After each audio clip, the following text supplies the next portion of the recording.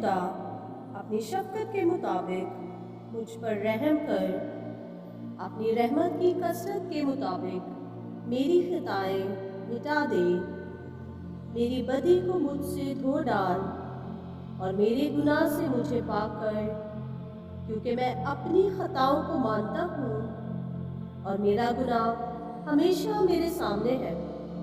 میں نے فقط تیرا ہی گناہ کیا ہے اور وہ کام کیا ہے جو تیری نظر میں برا ہے، تاکہ تو اپنی باتوں میں راست ٹھہرے اور اپنی عدالت میں بے عیب رہے۔ دیکھ، میں نے بدی میں صورت پکڑی اور میں گناہ کی حالت میں ماں کے پیٹ میں پڑا۔ دیکھ، تو باطن کی سچائی پسند کرتا ہے اور باطن ہی میں مجھے دنائی سکھائے گا۔ زوفے سے مجھے صاف کر تو میں پاک ہوں گا، مجھے دھو اور میں برف سے زیادہ سفید ہوں گا۔ مجھے خوشی اور خرمی کی خبر سنا، تاکہ وہ ہڈیاں جو تو نے توڑ ڈالی ہے شادمان ہو۔ میرے گناہوں کی طرف سے اپنا منہ پھیر لے اور میری سب بدکاری مٹا ڈال۔ اے خدا، میرے اندر پاک دل پیدا کر اور میرے باطن میں اثر نو مستقیم روح ڈال۔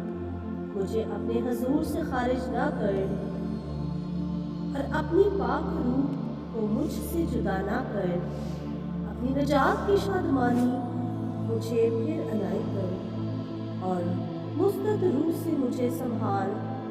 تب میں خطا کاروں کو تیری راہیں سکھاؤں گا اور گناہ گار تیری طرف رجوع کریں گے۔ اے خدا، اے میری نجات بخش خدا، مجھے خون کے جرم سے چھڑا۔ تو میری زبان تیری صداقت کا گیت گائے گی۔ اے خداوند، میرے ہونٹوں کو کھول دے تو میرے منہ سے تیری ستائش نکلے گی، کیونکہ قربانی میں تیری خوشنودی نہیں، ورنہ میں دیتا۔ سوکھنی قربانی سے تجھے کچھ خوشی نہیں۔ شکستہ روح خدا کی قربانی ہے۔ اے خدا، تو شکستہ اور خستہ دل کو حقیر نہ جانے گا۔ اپنے کرم سے صیون کے ساتھ بھلائی کر، یروشلم کی فسیر کو تعمیر کر۔